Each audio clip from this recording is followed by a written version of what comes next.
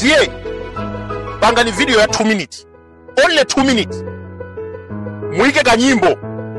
BMTV imadziwika ndi kanyimbo, mukadziwa inuyo azikhale ngoma nakuza, muike kanyimbo kameneko, muyankhule amawi akukhulupirira.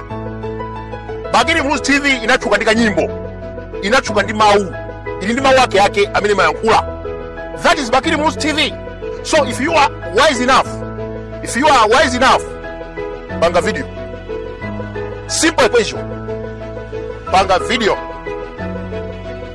One thing.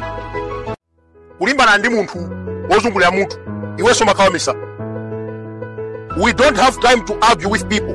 Chifukwa ambiri pamene kuchita nawo argue. Branding at BMTV kumachita argue ndi munthu. Tizikokhala ngati munthu uja kumuchukisa zopanda ntchito, kuchukisa bongolo. Unali kuti bongolo. Pamene timamenya nkhondo imbana ndi Chakwera. Kumenyera nkhondo EPM. Unali kuti bongolo.